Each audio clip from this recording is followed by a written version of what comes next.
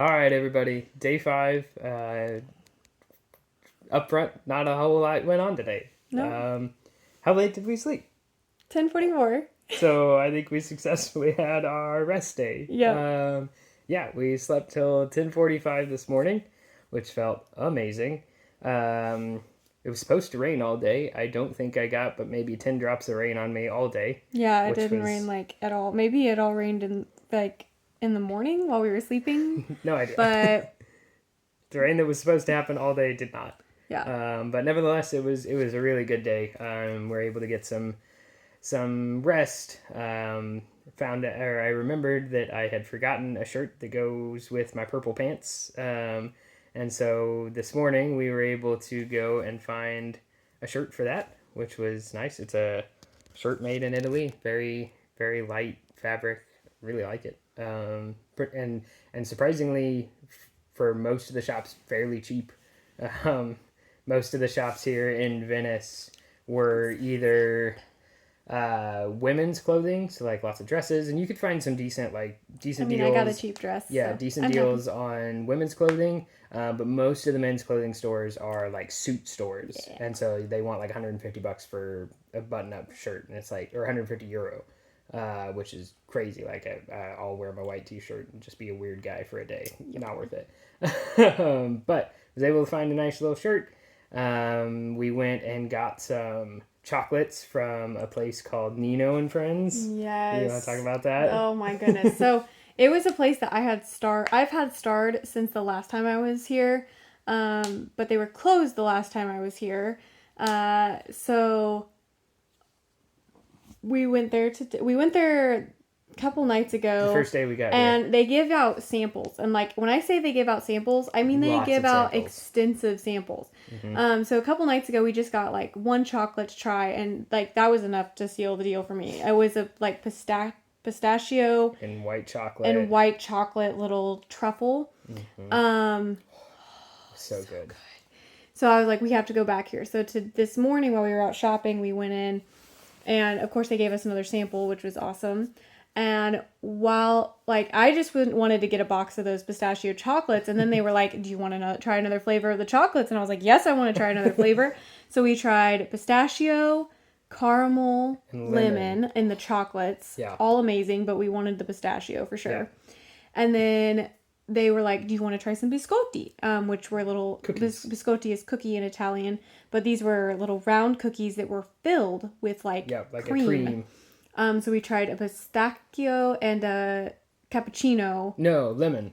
Lemon. We didn't try pistachio. Oh, that's right. We tried a lemon and a cappuccino. cappuccino biscotti that were Both also very delicious. good. And then the guy was like, "Oh, by the way, go around the corner and you can try our savory stuff." And I was like, "You have savory?" I was like, "What?" So we go around the corner, and sure enough, there's a girl there with a table full of like pestos And olive and oil. olive And oils balsamic vinegar. and vinegars. And I was like, "What?" So we stood at that counter for what? Probably 10 minutes. Probably 10 minutes, and she gave us a little Tasting spoonful of spoons, like everything she had. everything she had. So we were and she walked us through each one and was like, "This is what it is." And Yep. so we had before that though, one of the ladies was like, she asked us if we drink alcohol, and we're like, "No." And she's like, "Okay, then you need to try this." And she pulled out a jar of pistachio spread. Yeah. Basically, imagine Nutella, But but pistachio. And so okay, this is something that for some of our we'll so one of the things about the store is they ship worldwide, so we will be ordering lots of things when we get home. If you are interested, you should go online, search Nino and Friends, and order their pistachio spread. Yes, And their pistachio chocolates because they're amazing. Something that you probably don't realize is that we as Americans do pistachio entirely wrong. Well, because we use artificial flavoring. Yeah. They use Pistachios. And so everything, like we've talked about getting pistachio gelato, pistachio this, pistachio that, everything that you've ever had in America is way too much sugar, no nutty flavor. Like it's terrible. Like pistachio flavored things in America are terrible. So I understand if you think we're a little bit crazy for like going crazy for pistachio flavored things, but it tastes like a pistachio with just a hint of sweet. Oh, it's the most amazing good. thing. And It's so so, good. like, we'll we'll order some stuff, and for some of you, hopefully, we'll be able to share some pistachio flavored things with you. But yeah, they ship worldwide. So when we get home, we're gonna be ordering lots of different. They had like mushroom spreads. They They had a mushroom. They had a potato or tomato pesto that was amazing. And then they had a pistachio pesto, also amazing. Then my favorite. Yeah. They had bursting boba vinegar or balsamic vinegar. Mm-hmm. So it was like a balsamic vinegar. And by the way, I don't like vinegar. But good, but I realized that the reason I don't like vinegar is I've just never had fine, good, well-aged vinegar. Mm-hmm. So balsamic vinegar, very good. Delicious when it's made right. Made right. So it was vinegar filled pearls, like balsamic filled little bursting boba. Like if you boba tea, it was those filled with balsamic vinegar. And the girl was like, I love this on like salads, like as a salad topping. It's so good. And I took a bite of it and I was like, oh my gosh, it did. It just like burst in my mouth. Oh, so good. I will be ordering that because that was one of the most unique things I've ever eaten. Yeah. And it was so good. And we will be ordering that when we get home. Yeah. So we went there. And then one of the things that we have looked for extensively in the U.S. is leather gloves. And almost every time, like not a single time have we found a glove maker, like just a shop that does gloves in the U.S. You can find leather gloves at some like dress clothing stores, Dillard's, things like that. They'll carry a few pairs of gloves that you can try on, but they never fit well. And then usually they're just leather or fake leather most of the time, with no real lining to them. So they're more like a fashion glove than anything. They're not warm. So one of the things that we saw when we first got here was that they had glove stores, like glove stores. And so we were super interested in this because we wanted some nice leather gloves that are also warm for the winter. And we found a shop. We've seen several shops. Several. So we looked and that was encouraging because they do handmade leather products here so well. So we saw one this morning and we're like, let's just go in and look. Because he really was looking and I was looking too because I have tiny hands. And so even back home, like it's hard for me to find one, like winter gloves that fit and two that are actually warm. And so I was like, well, let's look. And so we went in and he found a pair that he liked and they actually like the lady like let him try them on. Yeah, they like, gave me just like a little plastic server glove so you didn't mess the glove up, but they were leather outside and they had a cashmere lining on the inside. They were so warm. But they weren't super bulky either. No, they're very, very light. Yeah. Because real leather is very light. Yep. And so they're very light. They were so comfortable. They fit perfectly, like tight. They're not loose or anything like that. Oh man, it was awesome. So we both got a pair of gloves. I got a white pair. Mine's like a kind of a grayish green. Like a dark gray. Dark gray with a hint of green in it, I think, if you look at them. Yeah. But yeah, super nice. So then we finished with all that, and we came back to... Oh, no, I showed you the church I sang at. Oh, that's right. Yeah, we went to... so when you were here 4 years ago, she was here as a part of a Singing Quakers tour with friends. And so as a part of that tour, they would go to certain churches, and they would sing in these churches. And so ever since we dated, she would tell me about the story of, there's this church that we went to in Venice. We got to sing in, and the acoustics were amazing. Absolutely. And all of these different things. And so ever since we planned this trip, we were like, we got to find the church that Katie sang at and go back to it. So we got to go see it. We didn't get to see the inside. It was closed. Yeah. We walked all around. I was like, I don't think they're open. They're not. It was a very small church, so I don't think they're really open like for tourists. Yeah. So a lot of the churches around here, you can buy a ticket to. So we went to San Marco, but like there's dozens of churches in Venice that are very ornate, and you can go in and tour almost all of them. But this one was not one of those. So didn't get to see the inside of it, unfortunately. But we did get to visit the outside, and Katie got a picture in front of it. So that was pretty cool. And then we came back because we were both pretty beat. I was feeling pretty tired. Yeah. And so we came back to the Airbnb and we took a nap. Yep. And then we made a dinner reservation and went to dinner this evening. And what did you eat? I had, and Katie will post the pictures of everything. But I had a fresh caught sea bass whole. Didn't say that on the menu. Which I'm really glad that I probably wouldn't have ordered it if I had, because I usually tend to stay away from it because the eyes wig me out. But they brought it out, and it was, the most tender fish that I think I've ever had. Yeah, I was a little shocked when they brought out a whole fish. I was like, oh boy, he's not going to like that. But he did. He liked it. It was so good. The asparagus that came with it was delicious, too. So I had some asparagus, and then you had a... potato gnocchi with ragu. That was mostly it, wasn't it? Yeah, there was something else part of it, but I forgot. It was really good. But it was delicious. And then we had a cheese selection sample, which was amazing. I couldn't tell you every single one. All the cheeses. There were 2 cheeses from the north of Italy, is what he said, and then they had a 36-month, a 3-year dry-aged Parmigiano Reggiano. So again, as Americans, we very rarely eat real Parmesan cheese. The stuff you get in a jar is not Parmesan cheese. It is cheese that is made to taste vaguely familiar to Parmigiano Reggiano. But this stuff was legit. It was buttery, nutty. Oh my gosh, it was amazing. And then there was a goat's milk blue cheese, which was... my dad would have loved it.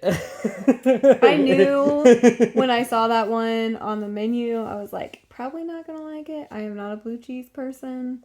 Yeah. It was not good. My dad you would have absolutely loved it. For a blue cheese, it was a very good blue cheese, but it's just not my thing. Yeah. And then we had tiramisu. Yep. Which ranks where? Number 3. So we've had 5 tiramisu so far. 4 tiramisu so far. Number 1, La Darsena in Milano, Italy. Like, come on. Number 1. Absolutely the best tiramisu so far that I've ever had in my life. Number 2 was Cantina Canoletto in Venice, here in Venice. Pretty good. Right up there with some of the best ones we've had in Wichita. And number 3 was from tonight, Trattoria Raffaele. Yep. It was very good. Had some little cocoa nibs on top, which was really unique. And then number 4 was from last night. Al Profeta, which was a pizza place. So I wasn't really expecting them to have good tiramisu, but I've made it my mission to try tiramisu everywhere we go. And rank all of them. It was so good tiramisu. It was just the biscuit was a little watery. Yeah, I am starting to get a little worried that I peaked too soon, and that I've had the best tiramisu in my life on the first night of our trip, and they all go downhill from here. I'm a little worried about that. But tomorrow night, I was gonna say, so yeah, that's all we did. Or after that, we took a walk, or we came back to the apartment just to grab a phone charger, and then we took a night walk. And we had some gelato. And we had some more gelato, pistachio. Yeah, we hadn't had good gelato today yet. Yeah, so you could tell them about the rule that we came with beforehand. So we did research beforehand, and so when you're in Italy, obviously gelato is a popular thing, but when you're traveling anywhere, there are tourist traps everywhere. Yep. And something that I wanted to know before we came, I was like, what designates real gelato? How can you tell? And you can tell if a gelato place is going to be authentic or good, real authentic gelato. There are a couple telltale signs. So first off, the signs that it's not, that it's probably a tourist trap, probably not authentic gelato. Yep. is that it's piled like super duper high in the containers, like when you see like the mountains of gelato. It's decorated very ornately. They've got all the toppings on it and everything in the case. That's a telltale sign that real gelato really doesn't have mix-ins. It's not authentic. Or it might be maybe authentic, but it is definitely a tourist trap. Yeah. So we knew that coming in, so we've been avoiding those places. Well, one of the places that I see all over social media when I was doing all my research for Venice was Gelatoteca Suso. And I was like, okay, let's try it. So we found one, but it's got like the mountains of gelato. And I was like, I don't know, but I really wanted gelato this morning. So I was like, let's just try it and see. Well, and one of the other things in Venice, like almost all of the gelaterias that we see, I've seen here are the ones that like are the mounds and the tourist traps. The tourist traps. And so we got to thinking like, well, is what we heard true? Wrong. Like there's so many of these stores, like they can't all be tourist traps. And so we tried it, and it was awful. It was awful. It tasted like soap. Now I have gotten pistachio gelato everywhere because that is like, in my opinion, probably one of the hardest flavors to do well. So I'm like, if they're gonna have good gelato, then the pistachio is gonna be good. Because like it's not too hard to mess up chocolate ice cream. Like even if it's not authentic gelato, it's still gonna taste good. So I have been getting pistachio pretty much everywhere. And so I got pistachio from Gelatoteca Susa, and it was awful. It tasted like soap, like he said. Like it tasted like body lotion or soap. It was awful. We threw it in the trash. Like I am not one to throw away ice cream. It was so bad. It went into a trash can. And so I told him, I was like, our rule stands. Absolutely. And another red flag for that place was the menu was in English. Okay, so when you're traveling to a foreign country that speaks a different language and you want to avoid tourist traps, it might be uncomfortable, but avoid places that have English. The main menu in English and with pictures. If the menu has English or pictures on it. And a lot of places, a lot of even the authentic places, the way they will do it is, because everywhere in Venice knows that they're going to come across tourists. Right. And so most of the way that the authentic places handle it is that the big menu item is in Italian. And then underneath that, they'll have maybe a brief description in English of what that is. And that's fine. But when you see primarily English menu. When I was standing in the gelato place and the whole menu was in English, there was no Italian. I was like, not gonna be good. So the rule stands. So then tonight, as we were walking down the Grand Canal, or not the Grand Canal, kind of the side of Venice, whatever, on our little walk, we saw a gelato stand, and it was not piled high. So two good signs to look for. The gelato is kind of in the bins, like concave, kind of like our ice cream, when you look at it. And it's been scooped out of, like it doesn't look fresh, like they just put it in there, right? And another sign is that it's actually covered. That's good gelato. There's a place in here called Grom. That's a chain that serves gelato, and their gelato bins are covered. You can't see the ice cream. They just have the menu with the flavors, and you choose your flavor, and they open it and give it to you. Probably my favorite gelato. And it's probably been my favorite gelato that we have had. So you want to look for the closed covers, and you want to look for like concave gelato. And so we found a stand tonight, and we're like, ooh, that looks good. So we went up to it, got a scoop of pistachio gelato, and again, it was delicious. Rule confirmed. We were like, oh, okay, cool. So we got the good stuff. We're all good. So we got some gelato, and then took a stroll at night. It's gorgeous. Oh, the skyline in the evening of Venice with all the buildings lit up, just gorgeous. And then we came back here, and tomorrow we're off to Florence. And so what do we get to do tomorrow? So tomorrow night, tomorrow we're going to get to Florence. We're going to see the Duomo there in Florence. We're going to see the Galileo Museum. We're going to see Michelangelo's David. We are going to try to potentially make it to Palazzo Vecchio or the Medici Palace.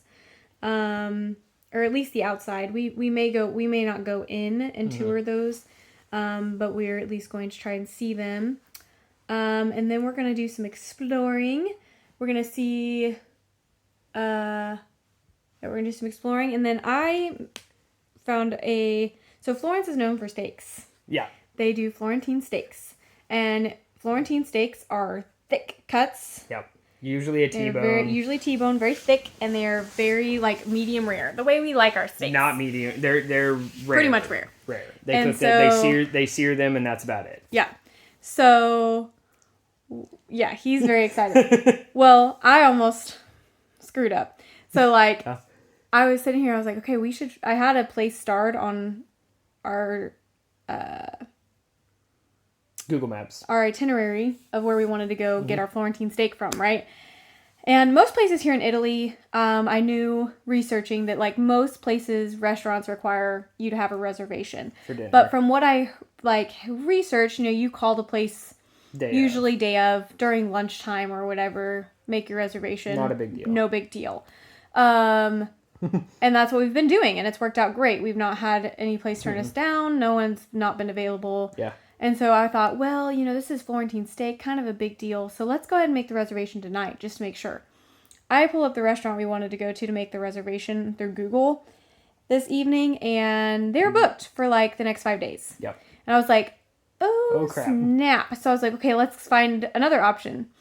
So I have a lady I follow on TikTok she's an American that lives in Italy. And she found a restaurant. She went to a restaurant to get Florentine steak. And they live in Florence, actually. Mm-hmm. And I was like, ooh, that looks just as good. Yeah. Let's look at that one. Google says it's booked too. So I start panicking. You went through 3 or 4 different places. Through 3 or 4 different places, and almost all of them were booked. Mm-hmm. The ones that had, like, a Google reservation. Yep. So I looked across, I was like, you know what, though? Maybe this is just, like, the Google reservations. Maybe there is still a reservation somewhere. Let me call.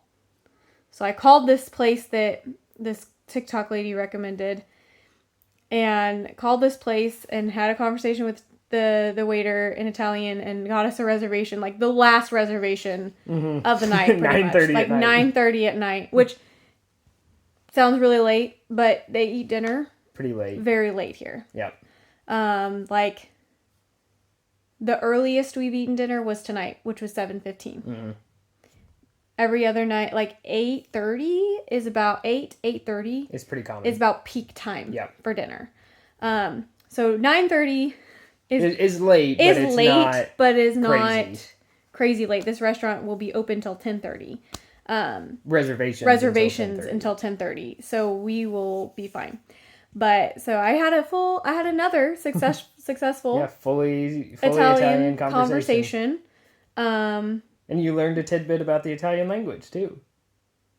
The Italian language does not have the letter K. Oh, yeah. So something I've ran into over here is when I'm going to make a reservation, they'll say, a che nome? What name? Under what name? And I'll say, Wasco. And they're like, Oh, that's not an Italian name. Because one letter that does not occur in the Italian alphabet at all is K. And another one is W, which does not occur very often. It's very rare. So when they hear the name Wasco, a lot of them automatically switch to English because they know that I'm not Italian. It's a dead giveaway. But a lot of them have asked me to spell my name, which I can until I get to the letter K. So I'm like, Udopio, S-A, K. And then they're like, K? As in what? Like, K as in, because here, K is a word. C-H-E-K. Means what? What? So they're like, what? And I'm like, K. And they're like, what? Who's on first kind of situation. It's been kind of that situation. So I finally Googled it today, which I should have done earlier. And they don't have it in the alphabet, which I was like, oh, that makes sense as to why I don't remember what it is. Because I was like... You should know the alphabet. I was like, I should know the alphabet. But they just say kappa, which is the Greek word for K. Kappa. Yep. So after that, we've been all good. I can now spell our name for making reservations in Italian. But it's also really hard too because they're like under a che nome. I'm like Wasco, and they're like, okay, and your first name, and I'm like Katie, and they're like, again, how do you spell that? K. And we go all the way around and do it again. So, but I made my second fully Italian conversation. Or had my I guess third. I mean, I made a reservation and I did the lace. Yeah, that's true. Shop and then... Yeah. So you're getting really good. So it's been fun. It's very stressful. I asked Corey like 5 times after I hung up the phone. I was like, he said Nove and Mezza, right? And he's like, yeah. I was like, okay, so like, our reservation's at 9:30, right? And I was like, so just confirming all of that. Yeah. But so yeah, we're getting ready to go to bed, and we'll be probably by the time most of you are watching this, we will be on a train at 5:30 a.m. local to Florence. So we'll see you all tomorrow night. Yeah. See ya. Ciao.